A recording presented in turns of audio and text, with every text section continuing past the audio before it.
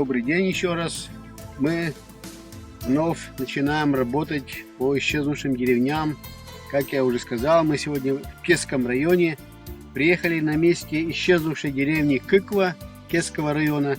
И об этой деревне нам расскажут представители местной администрации, представители школы, которые занимаются тоже исчезнувшими деревнями. И вот для начала представлю вам Наталью Вениаминовну Селиверстову, которая заведует местным краеведческим музеем. Наталья Вениаминовна, вы нам что-нибудь расскажете или людей представите?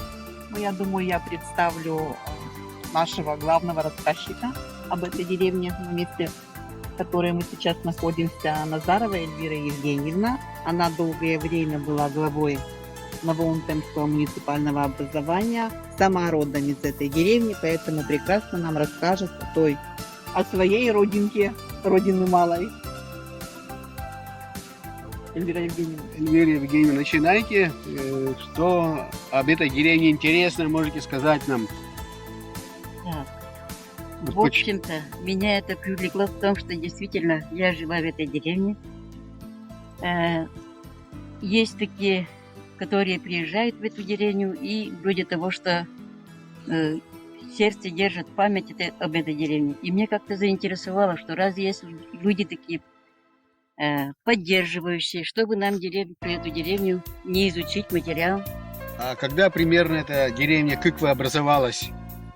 Примерно не помните дату? Точные данные я нигде не находила, не знаю, но первое напоминание датируется 1859 год. И вот с этого момента как бы уже мы изучаем эту деревню. По статистике тут проживало на первое время, на этот период, 6 семей. И вот постепенно вот эти населения росло, и по годам, если мы смотрим, дворы увеличивались и население. В общем, здесь на 1924 году, по моим свидетельствам, этим данным, то, что я находила, построили двухэтажную школу. Там была начальная школа. На первом этаже как бы учились начальная школа, в общем, до 4 класса, наоборот, на первом этаже жили учителя, технические, вот такое, а на втором этаже была школа. Далее помнится, что был образован после коллективации колхоз рабочий. По этому колхозу видно, что здесь было все хозяйство, была своя структура, непосредственно как кирпичный завод, значит, уже строительство шло.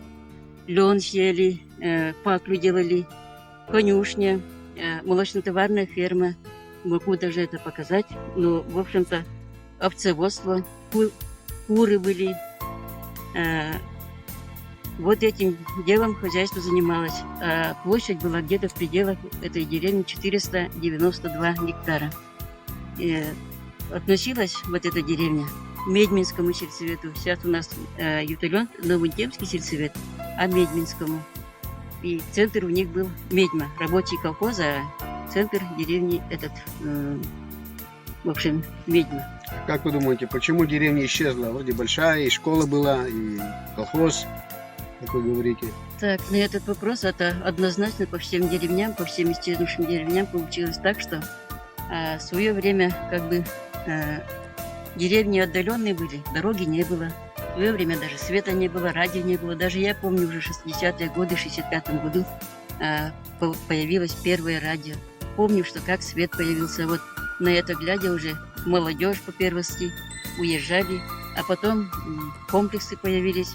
Непосредственно в наш возраст въехали в том, что работать далеко, школа далеко. Школу в 61 году перевезли, как бы из-за неимения учеников, перевезли в Мысы. И вот нам пришлось ходить уже в школу за 6 километров. А родителям что остается, раз ребятам неудобно, они тоже переезжали вот в более центральные деревни. Эльвира Евгеньевна, а кто проживал в деревне? Какие национальности, какие фамилии, какие рода, может, знаете? В общем, тут в деревне проживали несколько фамилий. Это фамилии Харитоновы, Лекомцевы, Назаровы. И В общем, вот то, что я именно Дерендяева, этой фамилии не было. И мне очень интересно, откуда это появилось Дерендяева. Вот в основном 4 фамилии. А есть у нас прославленная, я хочу сказать еще, прославленная певица Удмуртской республики Зинаида Акмалова. Вот это, когда она приезжала, у нас деревня оживала, прямо она такие задушевные песни пела. Есть у нас такие представители, директором школы работал тут участник войны Лекомцев Риней Петрович. Он тут заведовал и потом работал на Бунтенской школе. Что я еще могу сказать про население? А на фронт много ушло мужчин? На фронт ушли более 50 человек, но Они- возвратились совсем немного.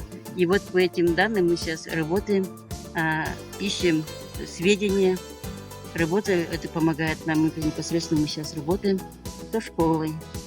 Это очень важная работа. Спасибо вам за это. Итак, мы приехали на новое место. Мы находимся на месте исчезнувшей деревни Кечнюк-Шур. Об этой деревне нам расскажут, я думаю, кое-что наши местные краеведы. Виталия Вениаминовна. И Наталья Родионовна Лекомцева, Лекомцева, жительница да? деревни Новый Унтем. Несколько слов об этой деревне. Деревня Кичнюк-Шур образовалась по некоторым данным в конце XIX века. Население здесь было не очень большое. Вот перед тем, как она исчезла с лица, с карты, скажем, было 14 дворов. Чем народ тут занимался? Работали на молочно-товарной ферме. Был здесь склад, то есть и поля обрабатывали, и зернопроизводство было. И что удивительно, в этой деревне, говорят, был детский сад. Ну, и, Детей много было.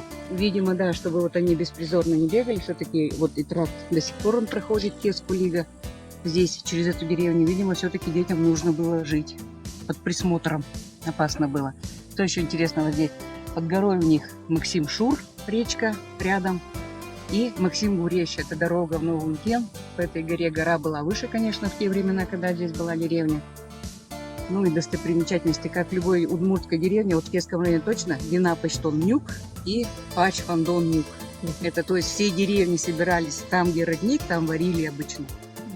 Кумышку, как у нас в местном месте тут говорят, и свиней кололи. Где-то собирались все деревни, работали таким образом.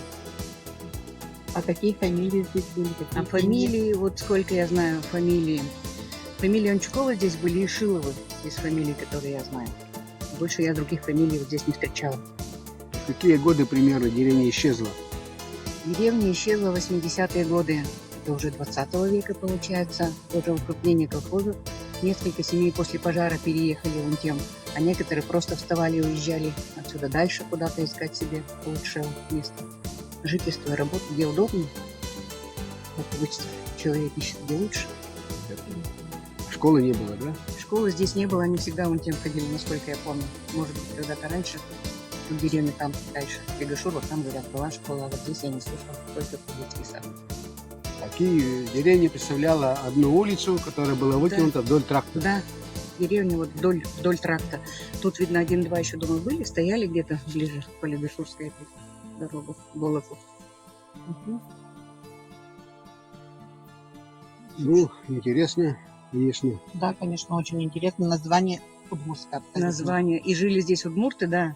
Удмурты, вот Анчуковы и Шиловы. Анчуковы представители есть еще в Унтеме, и Шиловы есть, Кичнюк-Шурские у нас в Унтеме. А здесь такая традиция, вот день деревни тоже пытаетесь? Здесь в Кичнюк-Шуре было, а у них они приезжали сюда года 3 назад, наверное, собирались, да, Ирина, если правильно помню. Много Они тогда собираются. собралось народу? Да, довольно-таки более 30 человек, по-моему, они собирались. Года назад, говорите? Да, как-то так, я не помню. Точно не скажу дату. Вот мы на новом месте приехали на место бывшей деревни Вужгурт, что в переводе с удмуртского языка обозначает старая деревня. Об этой старой деревне в Ужгурте нам расскажут нам известные уже наши краеведы. Эльвира Евгеньевна, начинайте. В общем, мы находимся, представляем эту деревню Вужгурт. Дорога проходила сюда, тут по обе стороны были дома. И по сведениям, что сюда приходили жители из Ютерлена. Рядом тут Ютерлен. а потом впоследствии они кто куда расселялись. В общем, на данное время деревня, давно деревни этой нету, и никаких тут обломков домов уже не В видно. смысле, давно это какие годы примерно она исчезла? 60-е?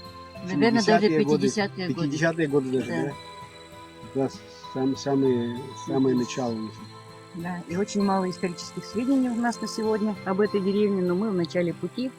Сведения все-таки немножко собираются, уже самые скудные, но они есть. Ну, наверное, Надеемся, еще что старожилы какие-то пока есть, есть, которые да, здесь жители. жили. Пока да? есть старожилы, да, еще Вот вот пока они есть, вы их воспоминания собираете, можно. Да, соответственно. это мы еще успеем собрать по этой деревне. Мы Сведения даже можем какие-то. представить Римму Ивановну, которая тут она родилась, она работала учительницей, и она, в общем-то, какие-то сведения нам А расскажет. Римма Ивановна, Надеемся. как фамилия? Хохрякова Римма Ивановна. Хрякова Римма Ивановна. Степанова Девичествовна, вот как Степанова, где семья Степанова жили. А теперь мы с вами находимся на лесной дороге, которая ведет в бывшее, на место бывшего поселения лесничества. Несколько слов расскажет об этом месте Эльвира Евгеньевна Назарова. Это лесничество связано с тем, что тут проживали именно работники, лесники. Чем они занимались? Они занимались как бы природоохранной зоной леса. Ухаживали за лесом.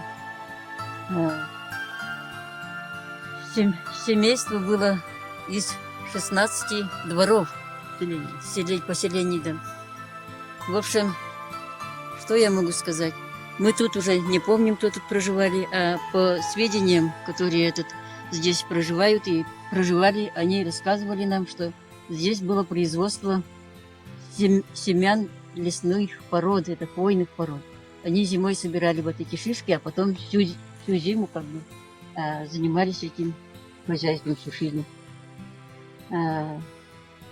Это лесничество называлось Ютюрленским, относилось к Ютюрленскому лесничеству.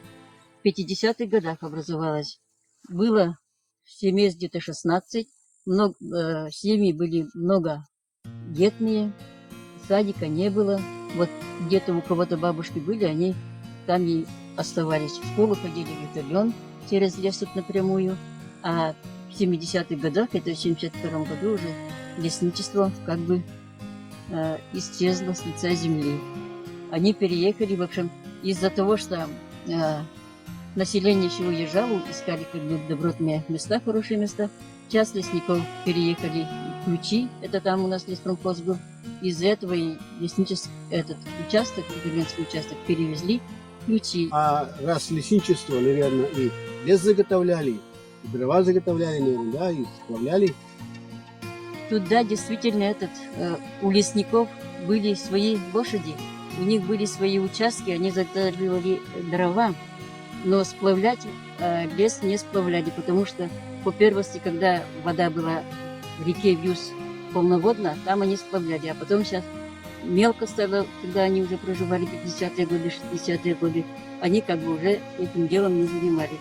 Появились машины, конечно, лесовозы, и вот этот лес только возили на лесовозах. Ну, наверное, лес вырубили, и лесничество уже как бы за ненадобностью ликвидировали, скорее всего. Да не то, что ликвидировали, нет, не ликвидировали, это просто перевели в Ключи. Как бы ненужное, что ли, тут малопроизводимое, что ли, тут уже было. А в Ключах леспромхоз, и все одно к одному, и лесники, и леспромхоз работали обоюдно вместе. То есть произошла оптимизация. Такая модная, да? Да. Интересно еще в Кедрове деревне. Вот у меня такой вопрос возник. Хозяйство тут было не маленькое, 16 дворов, и двухэтажный дом даже был, и дети были. В лесу мы привыкли же к таким благам цивилизации, как водопровод. Тут водопровода нет. Колодец, вода, что, как питьевая вода, откуда? Ну вот, хотя население жило в лесу, вроде бы такое добротное лесное хозяйство, но у них цивилизация была хорошая. Был свет, было радио. Воду они по первости, конечно, пили. Река Юз проходит. Из реки Юз брали. Ну и многие деревни, вот, которые у нас есть, тоже из реки Юз брали. Это потом уже водопровод у нас появился где-то 60-е годы, наверное. А все из реки использовались водой. То есть река чистая была, Река да? чистая была, да, была не скажу, чистая. чтобы этот Ну грязный. и, наверное, попутные дары леса, грибы, ягоды заготавливали тут. Хорошо.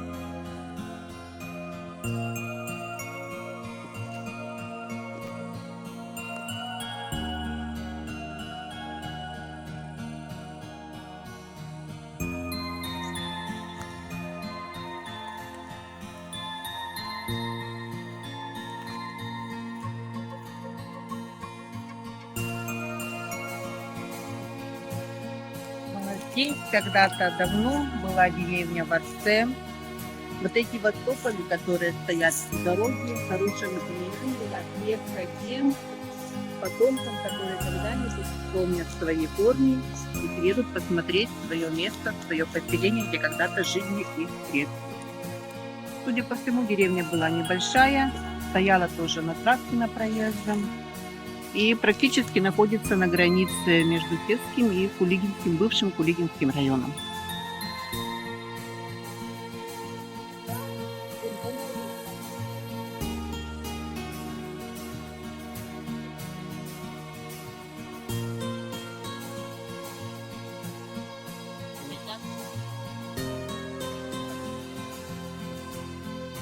Итак, мы приехали на новое место. Мы сейчас стоим у ворот деревни Китпи Песского района. И об этой деревне нам поведает интересную историю Гириндяева Ангелина Серапионовна, которая родилась в этой деревне 22 июня 1945 года аж. Так, Ангелина Серапионовна, расскажите нам об этой деревне, что вы помните интересное. Первые упоминания об этой деревне начинаются с 1876 года. Но ведь люди-то переезжали из других деревень, из других мест. Они ведь, наверное, и раньше даже появились в этой деревне, но пока это документы, пока то все, и вот, и будь то зарегистрирована эта деревня в 1880 году. Но по То есть моей... письменные сведения появились. Письменные сведения, да. Но вот мой дедушка был 1875 года, но в свидетельстве о рождении у него уже написано место рождения деревня Китпи. Поэтому вот так вот. Ну, что можно сказать? Первые поселенцы тут были по имени Федоровы, Ившины. Вот наш род Федоровы. И начинается с имени Гурьян. Вот я еще была маленькой совсем. И мои дети, родители вот рассказывали Гурьян. Ну, Гурьян. Откуда что? Мне неизвестно. Но когда уже стала я рыться по архивам стала рыться и поняла, что было у Гурьяна. Ну, можно пользоваться этим, да? Вот. Несколько сыновей. И вот потом постепенно, значит, появились и другие фамилии, переселенцы из деревни Спиренушки, Леконцевы. Потом появились Ложкины, потом Ившины. Вот основные были четыре фамилии. Да. И вот уже по переписи населения 1895 года уже числилось 8 семей, 26 мужчин, 28 женщин. Из них Федоровы 4 семьи, Ившины 2 семьи, Леконцевы и Ложкины были по одной семье. И снова в 1905 году была перепись, и тогда уже было 28 мужчин и 40 женщин. Но вот эта вот деревня относилась к Лазовскому уезду, то Ленской волоски, то Ленская, то волос Бебёская. И вот, видимо, по вероисповедованию вот эти вот такие были разграничения, что ли. Ангелина Серапионовна, а здесь раньше, вот в прошлом веке, какие производственные помещения были, была ли школа, был ли скотный двор, чем люди занимались? Как таких социальных объектов тут не было. Школы не было. Деревня была всего лишь 22 двора. Но животноводством занимались. Были коровы, да. Были и кони, конюшня, и свиноводством занимались. Но ведь постепенно вот эти вот маленькие деревни стали объединяться, так? Вот тут недалеко была деревня, совсем вот тут вот километра 1,5 где-то так. Гребкешур, совсем маленькая деревня. А вот через ту деревню проходили старые сири, и вот в 50-м году, я помню, мама пришла с собрания и говорит, что вот эти вот 3 деревни объединились. Один колхоз. И дали этому колхозу название имени Суворова. Вот это я усекла, где-то в 50-м году. И вот раз в старых сирях, старые сири, видимо, деревня была раньше уже создана, образована, там была школа, там был сельсовет, там был клуб, там был магазин и еще. Детский сад. Нет, магазин и фельдшерский пункт. Да. И вот этот фельдшерский ФАП обеспечивал, объезжали медики, ходили из деревни в деревню, обращались мы туда. В школе учились. Тут была 7-летняя школа, я примерно показывала. И в основном деревенские вот наши, скот кормили, свиней кормили. Занимались сельским хозяйством. Да. Было много свиней, а овцеводство я уже не помню. А птицеводство тоже нет? Птицеводство, может быть, было, но это было птицеводством. Птицеферма была в старых сирях. Я вижу на фотографиях, вот показаны в армейских погонах. Вот, во время войны много ушло людей на фронт? Знаете, и вернулись ли? Сейчас я точно вам скажу. Проводы на фронт. Проводы на фронт тут показаны, да. 20 с чем-то человек ушло. А вот. Так, ушло на фронт 13 и 6, 13, 20. 20. Возьми, пожалуйста. Вот. Примерно 20 человек ушло на фронт, и вернулись только 6 человек.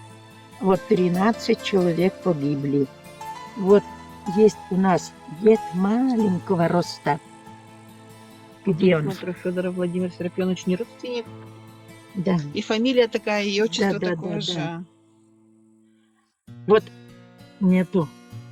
Лекомцев Петр Иванович, он был маленького роста. И вот он потерял на войне 4 сыновей. 4. А семья у него была. Да не Петр Лекомцев, Петр Иванович. Проводы на фронт 3 сыновей. Петра Ивановича Лекомцева. А вот. Вот этот Петр Иванович. Вот как бородой, да? Да, как дед Чукар он был. И жена погибает, видимо, в лесу. Многие ведь женщины погибали в лесу. И он остается с 8 детьми. С 8. С 8. Один. И вот эти вот сыновья, вот эти вот 3, видимо, в одно время отправляли на войну. И вот такая фотокарточка сохранилась. Вот это была молодежь. Это уже перед 50-е годы. И это было льноводческое звено. Они выращивали лен. А как обычно, школьников Да, это начальная школа. Тут просто учащиеся с 1 по 4 класс, вот у них учительница проживала здесь. А вот это вот комсомольцы колхоза имени Суворова. Фотокарточку вот нашла. А деревня это в основном была удмуртская или русские? тоже смешанные были? Удмуртская, да? да, в основном удмуртская. Вот этот у нас первый тракторист Борис Серапионович. Это по отцу мы с ним Ага. родственники. А вот тут свадьба, вот у Лекомцевых. Вот у нас была такая авторитетная женщина. Очень она хорошо пела. Серафиму Александровну, ой, нет, не знаешь, уже в Стенгурте она преподавала. Очень хорошо пела. 4 детей воспитала, дочерей. Ну, а вот это вот, ну, красноармейцы, это у Трапезникова Миши, дядя. А почему все-таки деревня-то исчезла? Ну, в эти годы, в конце 70-х, 80-е годы, маленькие деревни посчитали неперспективными.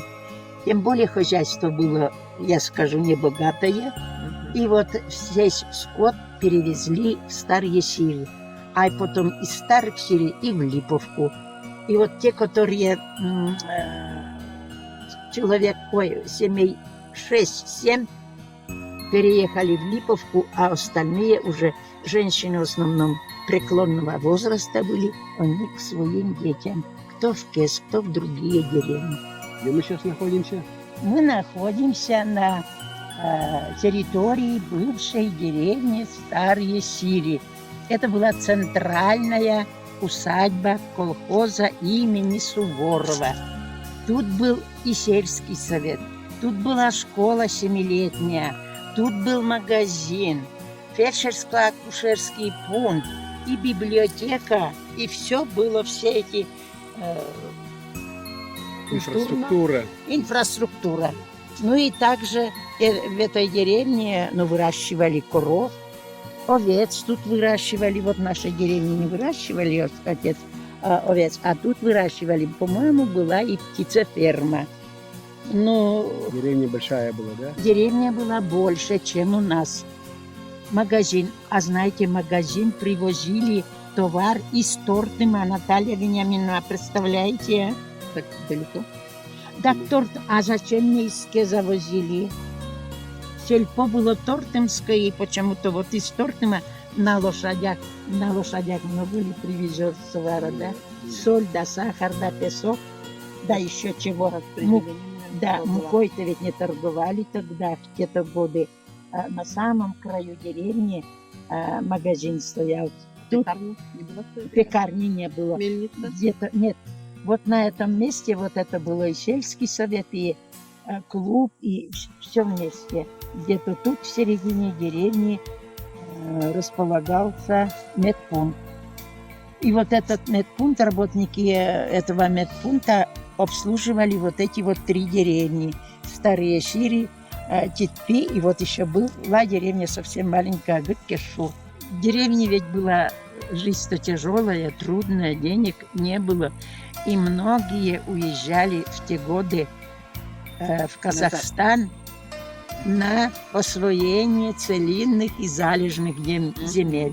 Прямо семьями ведь уезжали, семьями.